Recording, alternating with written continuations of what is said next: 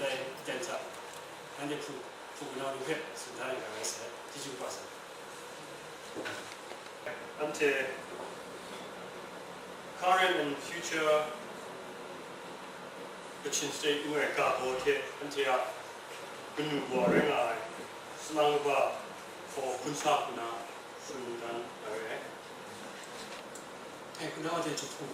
也不下，那是那叫也，只要非常反正我是不用，就放时间到我们有就也那是那块看不中。你超市里面前几年的看到这样大家的，一个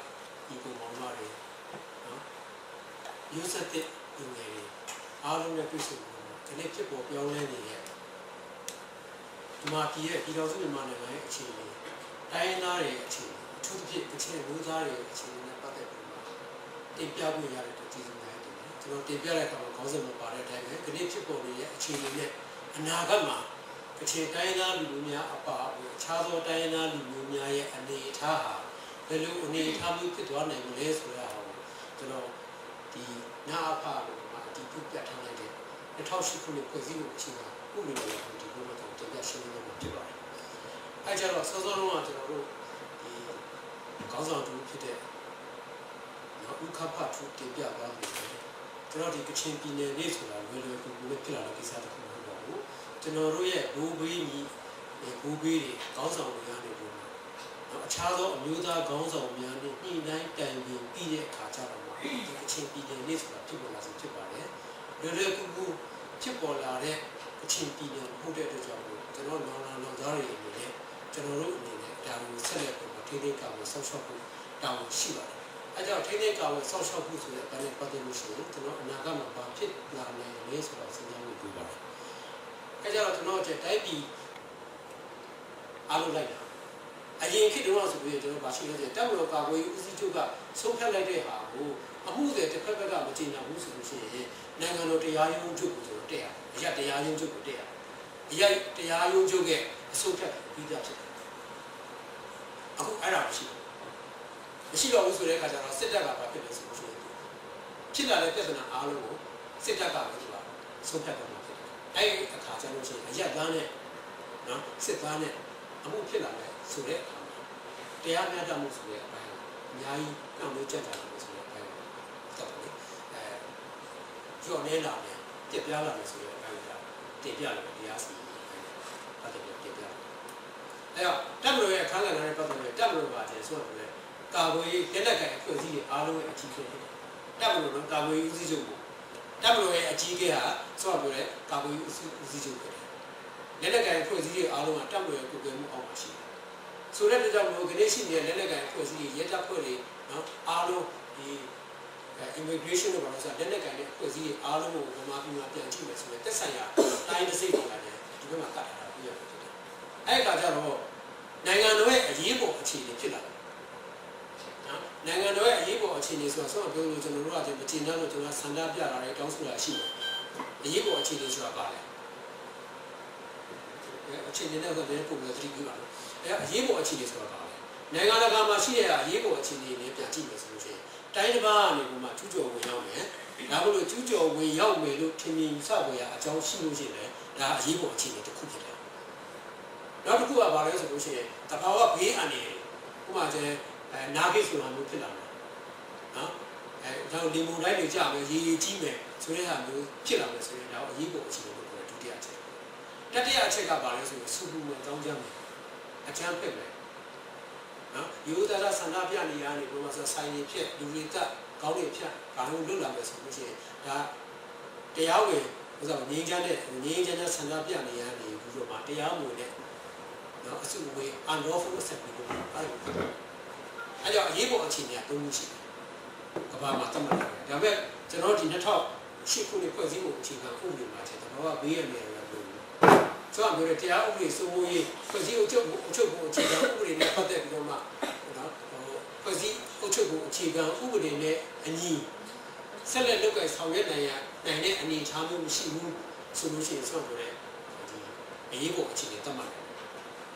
အရေးပေါ်အခြေအနေသတ်မှတ်တဲ့အခါမှာဆိုတော့ပြောစစ်တပ်ကအာဏာသိမ်းတယ်လားမသိမ်းနိုင်ဘူးလားဆိုတာကိုအဆုံးဖြတ်ပေးမဲ့ဟာက အမျိုးသားလုံခြုံရေးနဲ့ကာကွယ်ရေးကောင်စီဆိုတာဖွဲ့စည်းကြတာဖြစ်တယ်။အဲဒီအမျိုးသားလုံခြုံရေးနဲ့ကာကွယ်ရေးကောင်စီကိုပြန်ကြည့်တဲ့အခါမှာကျွန်တော်တို့အားလုံးပေါင်းတဲ့ပုဂ္ဂိုလ်ဆက်တူရှိတာဖြစ်တယ်။ဒါမှအဲ့ဒါမျိုးကိုကြောက်ခဲ့တယ်ရှိတယ်။ဒါပေမဲ့ကျွန်တော်တို့ရဲ့2008ခုနှစ်ဖွဲ့စည်းပုံအခြေခံဥပဒေမှာတော့ဒီပဲလို့ပြောရအောင်။အဲ့ဒါကြောင့်အနာဂတ်မှာတော့ကျွန်တော်တို့ရဲ့အခြေတိုင်းသားတွေအပါအဝင်အခြားသောတိုင်းသားလူမျိုးများရဲ့ဘာသာစကားတွေဟာနော်နှစ်မကြာတော့တဲ့ကာလမှာအဲ့ဘာသာစကားတွေကပျောက်ပြတ်သွားတယ်ဒီအားလုံးရှိလို့ဆိုရတာကိုကျွန်တော်တင်ပြပါမယ်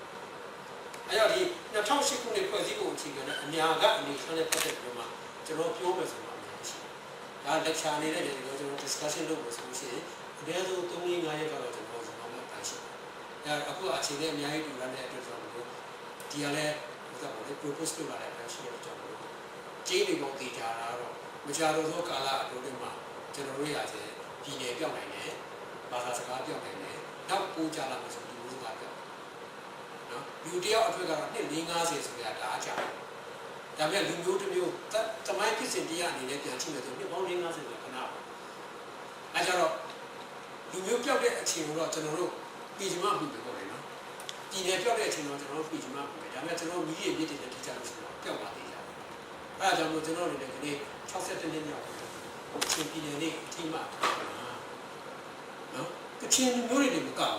ဘူးဗမာလူမျိုးတွေကပါတိုင်းရင်းသားလူနည်းစုတွေရဲ့အမျိုးသားရေးလက္ခဏာတွေမပြောင်းပြစ်အောင်ဝိုင်းဝန်းထိန်းသိမ်းပြီးလို့ဆိုရင်ကျွန်တော်တို့ရဲ့ဘိုးဘေးပြည်ခေါင်းဆောင်တွေချမှတ်ထားတဲ့အောင်ဘုရားအောင်စားသူပြောတာသူမရှိတော့ဘူးငါတို့လုပ်ချင်တာလုပ်မယ်ဆိုတဲ့အမှုဖြစ်ပြီးနေကိုဘိုးဘေးပြည်တွေကနေမှချမှတ်ခဲ့တဲ့သူ့ရဲ့အမျိုးသားခေါင်းဆောင်တွေကနေချမှတ်ခဲ့တဲ့ထားခဲ့တဲ့ဂတိဥပစကားတွေကိုကျွန်တော်တို့ကဆက်လက်ပြီးမှထိမ့်သိမ်းဆောင်သွားမှုလုပ်မယ်။တိုင်းသားလူမျိုးစုတွေရဲ့အမျိုးသားရေးလက္ခဏာတွေကိုကြောက်ခဲ့အောင်အထူးသဖြင့်ကနေကချင်ပြည်နယ်လေးဖြစ်တဲ့ကြောင့်မို့ကချင်အမျိုးသားတို့ရဲ့အမျိုးသားရေးလက္ခဏာတွေကိုကြောက်ပြည့်ရအောင်ကျွန်တော်တို့အားလုံးဝိုင်းဝန်းထိမ့်သိမ်းပြီးလို့လုပ်မယ်ဆိုတဲ့အကြောင်းကိုကျွန်တော်ပြောကြားတဲ့ဒီကူချုပ်ပါကျေးဇူးများတင်ပါတယ်